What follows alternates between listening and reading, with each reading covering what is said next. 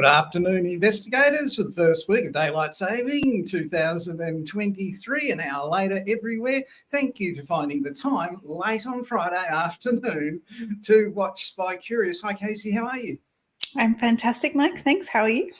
Very well, thank you. And all our investigators are hanging out to hear what's happened to you this week. Please tell us all about it.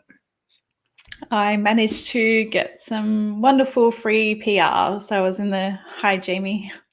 I was in the Courier Mail over the weekend, and then I had a lovely chat with Channel 9 on Monday, which was, hi, Nathan. Good afternoon, Michelle.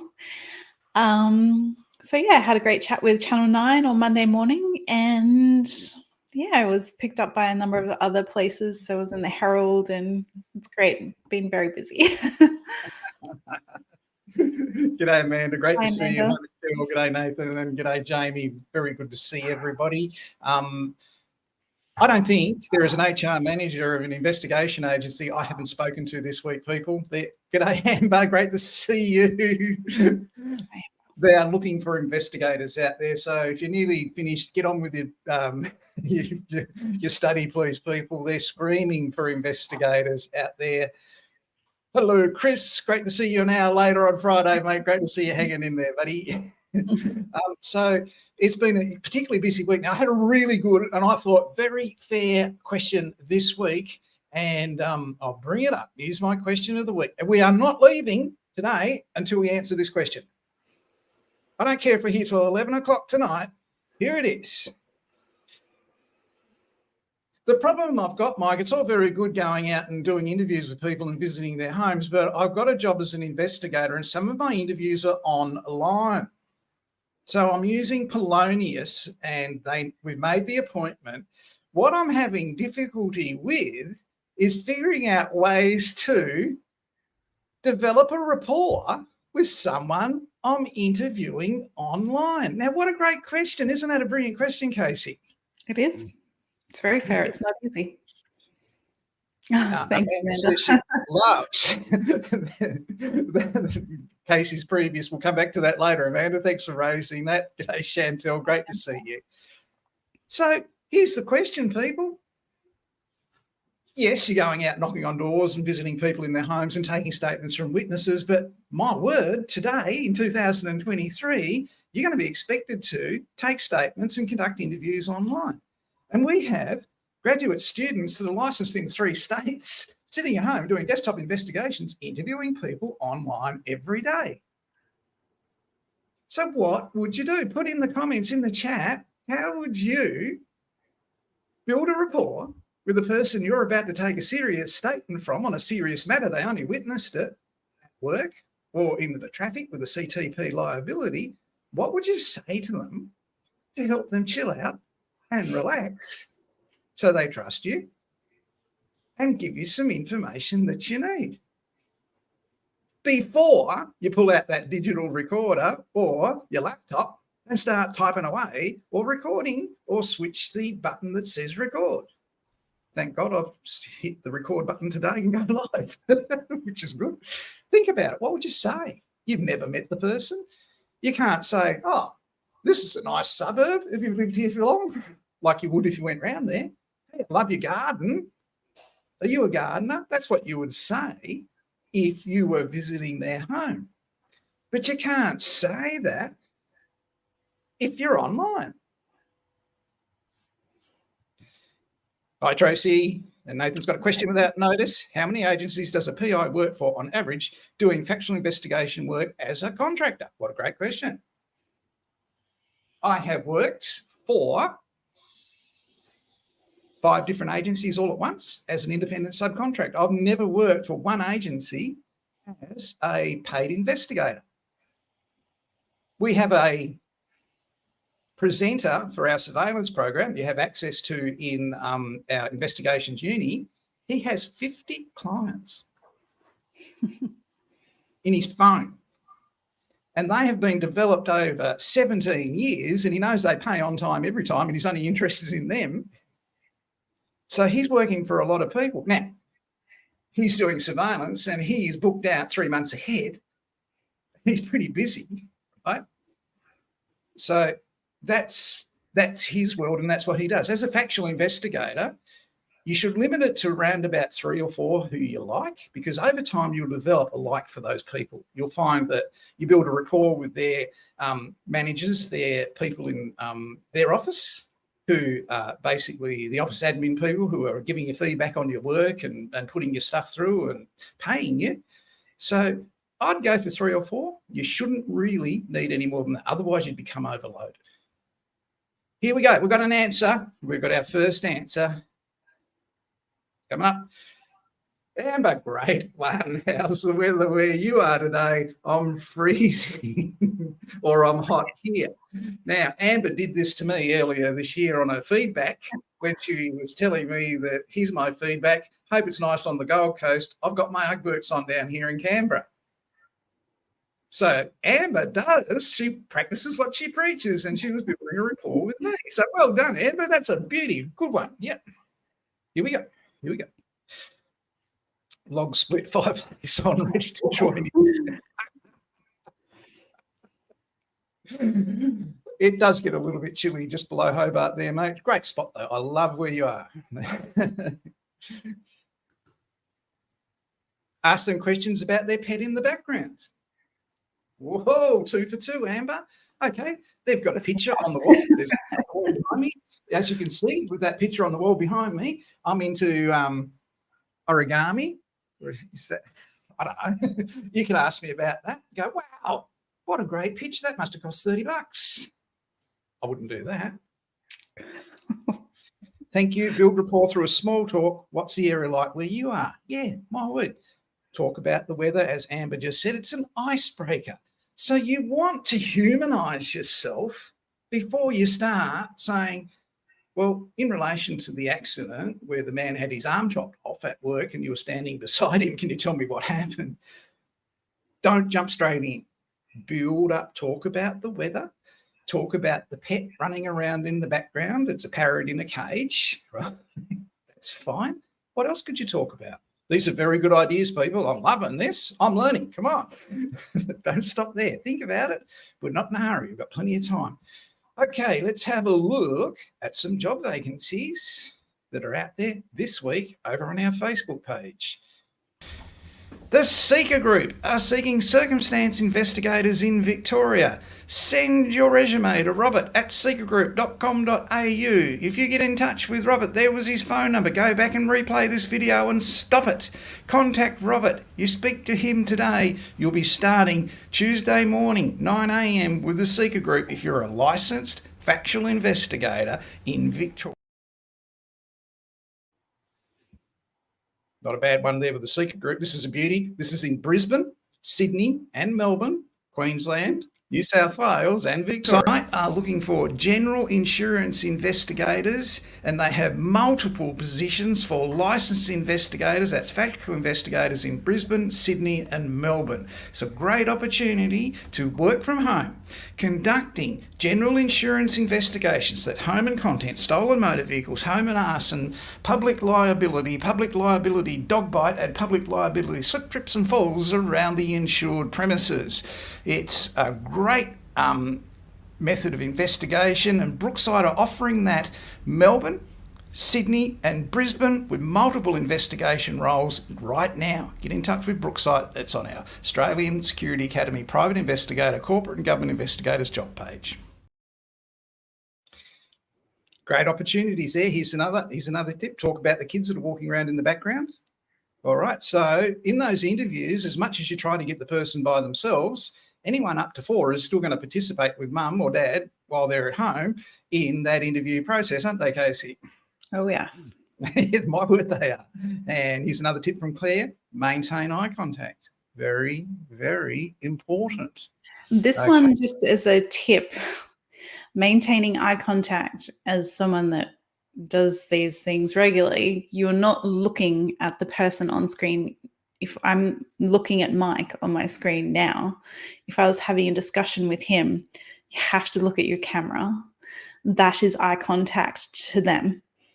So it's a little difficult. You need to position it so you're remotely looking at your camera and you can see their face, because you don't want to miss those micro expressions. So just position the person as close to your camera as possible, and to show that you're really listening, look in your camera.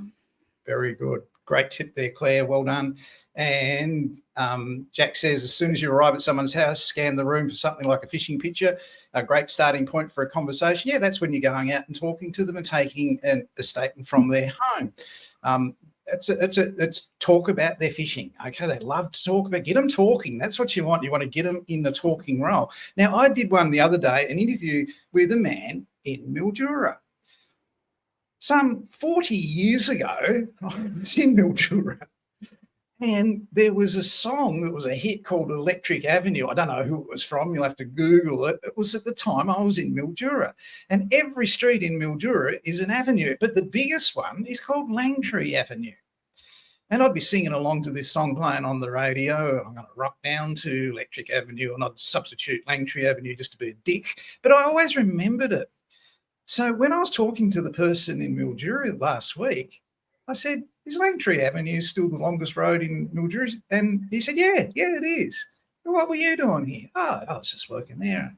Left school and did some work up there at the time. And they still have the RSL club with all those taps and the beer, all that sort. Yeah.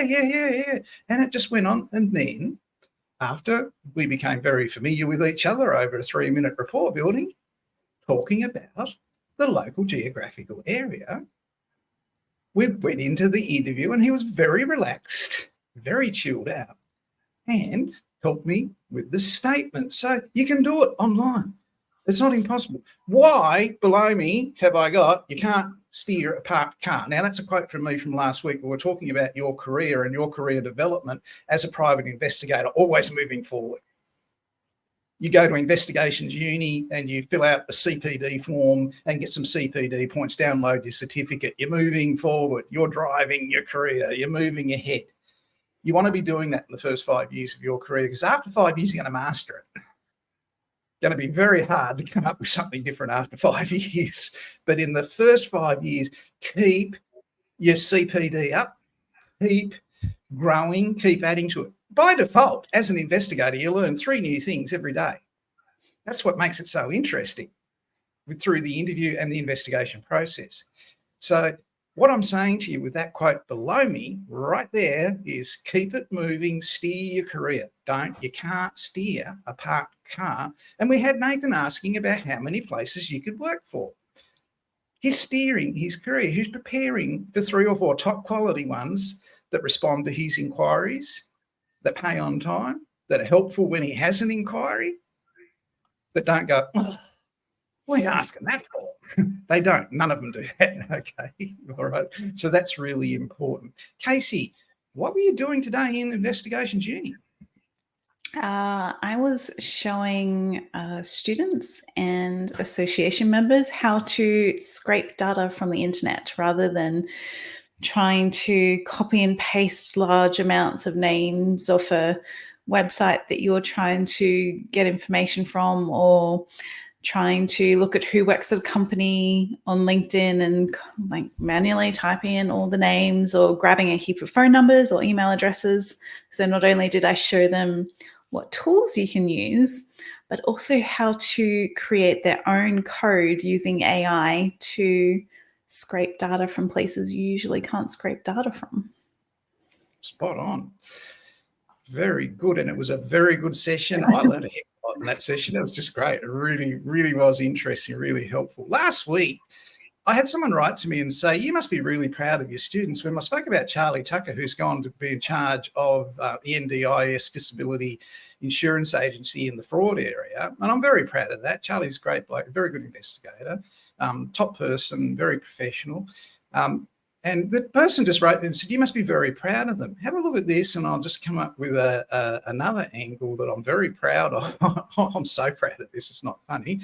I just got to make sure I got the right Adjuster Corp on the Gold Coast are seeking licensed investigators to conduct factual investigations. This is a fantastic and challenging desktop position. It's full-time or could be part-time as a factual insurance investigator. You'll work flexibly from home or our friendly, energetic Gold Coast head office with the ability to negotiate working hours. You can't get much better than that. How flexible. They're a great team at Adjuster Corp, and current Vice President of IARTI is the owner of Adjuster Corp. Doesn't get better than that. That is an industry association highly recommended by Mike Evans, a specialist industry association in stolen motor vehicles, but it just shows you how involved the champions at Adjuster Corp are. And on that note, every worthwhile industry association in Australia with over 50 members has a current president, immediate ex-president, current vice president as a role holder in their industry association, and every single one of them is an Australian Security Academy graduate student.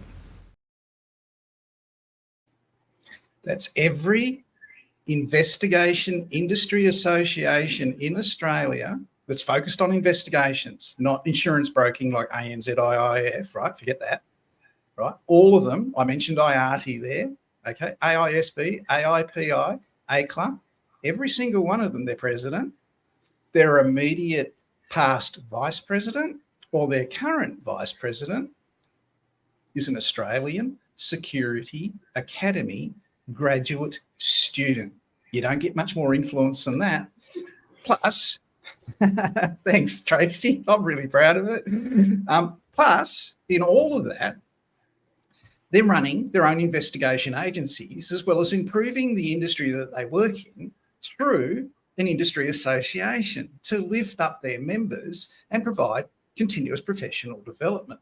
So that is really something I'm very proud of. Here's a great job. If you've done workers' compensation investigations in Australia, you would have come across this place because it's so big. But it's one of the best ones, the most prepared ones, most informative ones, and most helpful ones. And they've got an internal investigation. An investigations officer is wanted by BlueScope. Now, you have never been an investigator in Australia if you have not done a workers' compensation investigation for BlueScope. It's absolutely amazing just how professionally organised BlueScope are in their record keeping, their management of injured people, and the conduct of preliminary investigations, and how they assist the licensed private investigator seeking information on accidents, warnings given, and they have a complete record of that when you go to BlueScope and do your investigations there. It's an absolute pleasure to do investigations at BlueScope, and this is for their own internal corporate investigations officer. All sorts of fun stuff happens at BlueScope. So they're a very big organisation, and my word, are they supportive of investigations, because they don't want their insurance premium skyrocketing over a false claim or a fraudulent claim or someone trying it on. They're not stupid. They keep records. They have everything there waiting for you. They're a great place to work.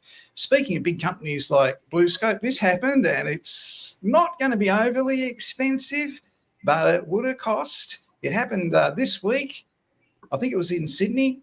So it was a load shift on a truck. Get used to this type of work, investigators. Load shifts happen all the time, and there are preventative measures when loading them. So here we've got a whole lot of beer that has fallen off 2 pallets onto the roadway in Sydney. Now, that happened in Sydney this week. It's called a load shift, and it's one of the types of investigations that you'll do. Now, here, no one was injured. I'm pleased to hear that, because I've done these where the driver was fatally injured, or a driver coming the other way with passengers, they were all fatally injured. So this is, it's very lightweight, but it's a reminder, load still shift in 2023. New South Wales, what they're saying down there is you can now, in New South Wales, on the day you have your photo taken, you are considered licensed as an investigator. So SLED have come out this week and said this. All right, so you do not have to wait for your license to come through the mail. They've said that basically the day you go in to the department and have your photo taken, pay your fee, or you would have done that before, I suppose.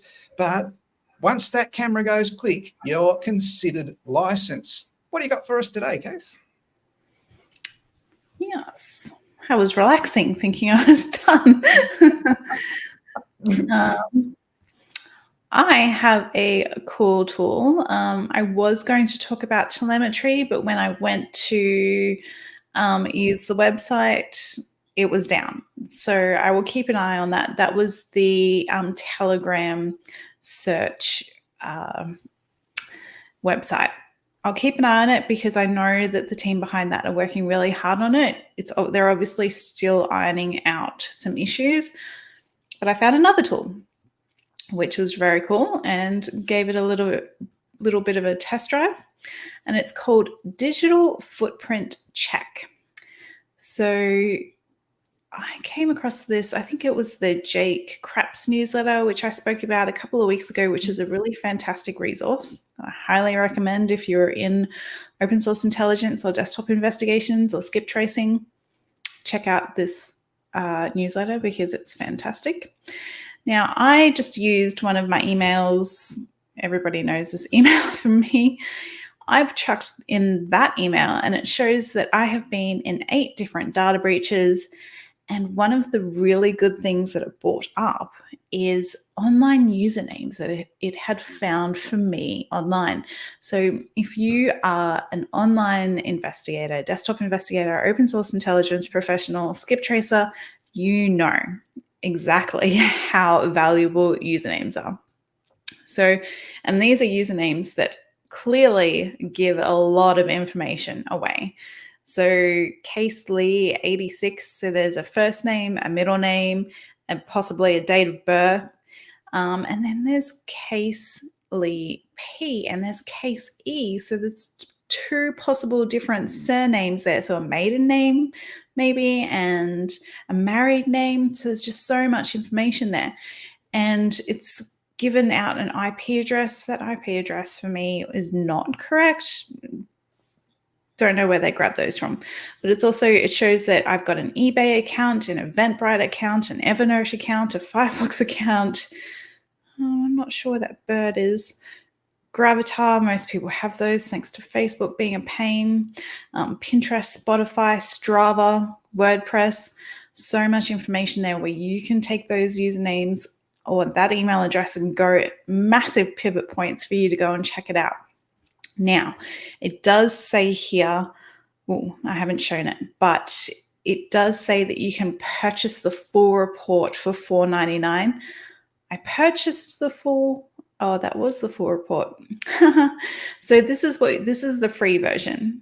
So it just showed Casey Pyne, the names, the IP addresses and the online usernames, and then it showed what breaches I was in.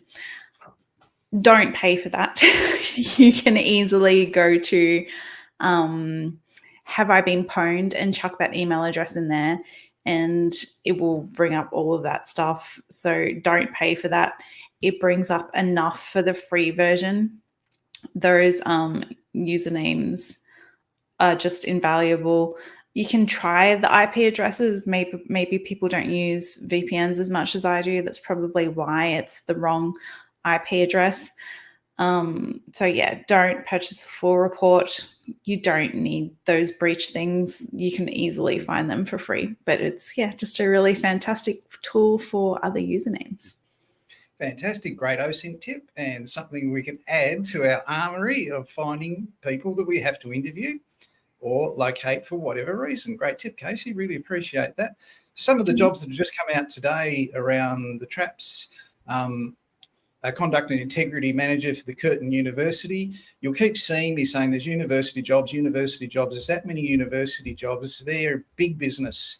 It's Australia's second biggest export is university study, right? So they're very hard on their conduct and integrity on campus. They have risk managers from the Australian Security Academy there in control of them. National Disability Insurance Scheme are looking for fraud investigators in Adelaide, Melbourne, Sydney, Perth, Hobart. So get in touch with them. I haven't put these on the website yet. They've only just come out this afternoon. And a dispute resolution consultant is wanted by Suncorp Metway in Sydney, Melbourne, and Adelaide as well. What does a dispute resolution consultant do?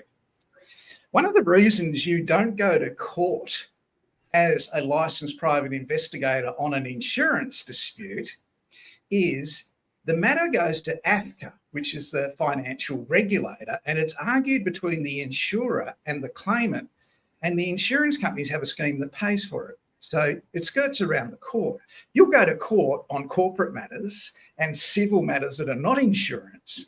But one of the reasons is the insurance scheme is set up so you don't have to have expensive $7,000 a day lawyers all the time on general insurance, public liability, motor vehicle accident, that sort of thing.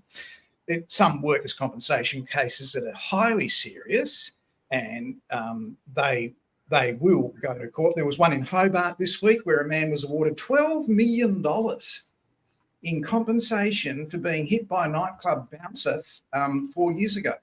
Now, he would have got more, but he was pissed, and he caused the fight, and he kept going back and wouldn't go away and wouldn't back down, and upset the security guard so much he actually hit him, but he hit his head when he landed. And of course, it's had all sorts of issues with he can't work anymore and has to have a house purpose built for him, and has to have all this assistance to live and all this sort of. He wouldn't have had any of that if he just backed off and walked home, but he went back and contributed to his injury by provoking it. So he would have maybe, got a lot more had he not contributed and been unprovoked attack. Now, in these matters for general insurance motor vehicle accident where internal dispute resolution comes in, they're called IDR. They're the most unpopular person at the insurance company, because their job is to see when they deny a claim, can it be paid? So they're actually working for the claimant in amongst all the claims managers. So if you don't like having friends, being an IDR person is really good. And it's a really skillful job. It's like being a referee or an umpire in the footy. You're never going to win because there's two other sides, but they are genuine positions vacant, and it serves a genuine purpose. If they find holes in your investigation and they go, this isn't going to fly, right, we'd better pay it, that's what they will say, and that's what they will do. So be aware that IDR is in a position in every insurance company, and sometimes they might contact you about your invest, very rarely. Okay, it shouldn't come to that, but just sometimes they might. All right, we go. Thanks again, Casey. Yep, very good. You know where he is. I don't think much of the 12 million will be left. Yeah, my word, there won't be much left. No, I think the lawyers and the carers will get all that. That's a scam. Don't click that. Yeah, we've been scammed. We're getting scam comments. Love it. Fantastic. We're out there. So anyway, IDR, it's a genuine thing that happens. Just bring it up again. Dispute resolution consultant. So great job, great opportunity. Also this week, what happened this week, a lady and her daughter appeared on Southport Court, where I live, and they're romance scammers, and they've ripped off 3 blokes for $500,000. So one for $343,000, one for $42,000, another one for $111,000, and they didn't turn up to court. So the magistrate ordered an arrest warrant for them, and by osmosis, they instantly turned up then, and here they are leaving the court after he's reset the trial date for later on. And so $500,000 they're scammed, and they're in some serious trouble for being an introduction agency that didn't provide any introductions but took the money. But it's not their first go. New South Wales Fair Trading actually went after them for $342,050 that they ripped off back in 2007. And in Queensland, way prior to that, 20 years ago, the mother was at it again, and she did it there. So this is a really great scam. You can try this one at home. This is the bait they use to get their rich clients to pay the money and deliver no service. So they said they were a country lady at heart, looking for a soulmate, new to the area, widow, sick. Always put a sob story in your scams. 50 years old, slim build, blue-eyed blonde, very happy-natured. And that was the bait they used to get these guys to contact them as the introduction agent to that non-existent, slim, blonde, blue-eyed, nurturing, caring person, and who went to them looking for love, but didn't, because they just made it up. So they've ended up in court in a lot of strife. So they've got 20, the mum's got 20 years history of doing it. I'll keep you posted on that one. Always good to follow these because they're scammers. They've been bankrupted, and you can see them actually on, if you can get the names, all right. It's very hard to get the name, but if you try Helen and Sophie Dim, I'm sure it'll come up. You can see the police raid on their residence, and you can see the lifestyle they've been living as a result of their scam, which is only alleged, but they've done it twice before. You can see the lifestyle and the police officers raiding their home and their shoe collections in the closets and all this sort of thing.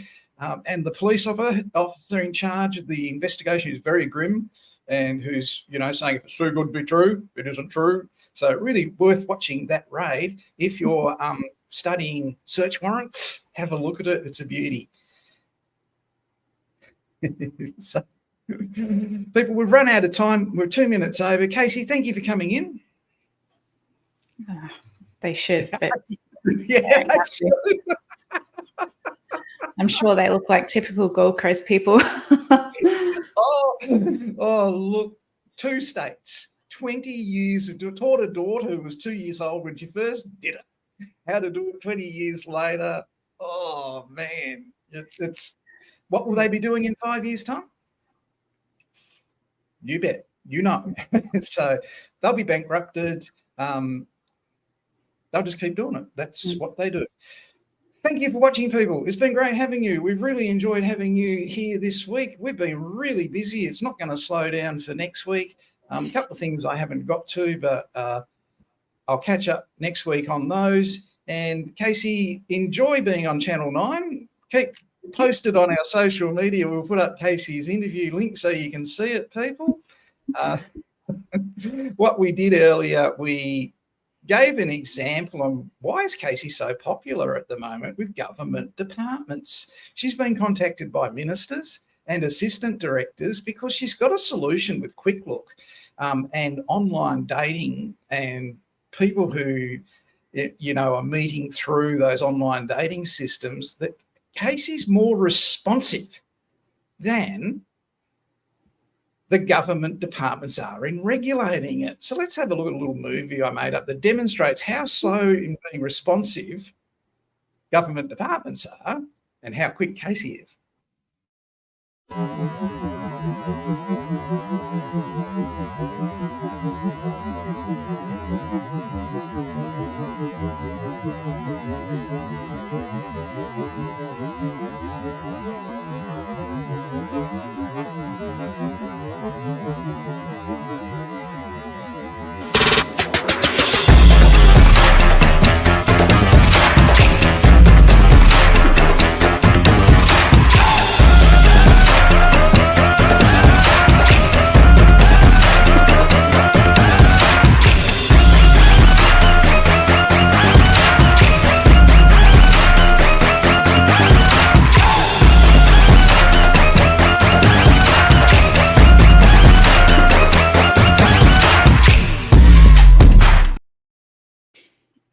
I didn't have time to make that, but I thought it really explained quite well how you move with the times, and if what you have suits the time. What you have suits the time. A good idea. Its time has come, and good on you, Casey. Really well done. It's something that's in really big demand, and we'll be focusing on it. Got to go out in our usual way. I can't end without doing this. It's traditional. and I can never find it, and I'm in the wrong area.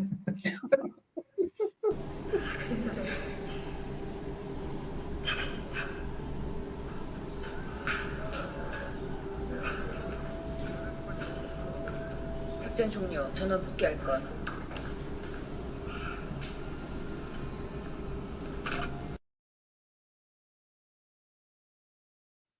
That's our Koreans from the movie Cold Eyes. Must watch. Get out and watch it. The first 3/4 of it is a brilliant movie with some great investigation tips. The rest are just car chases.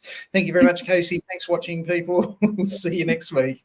We've had a lot of fun today. Always do. See you next week on Spy Curious. Bye. Bye. Hang on, got another comment.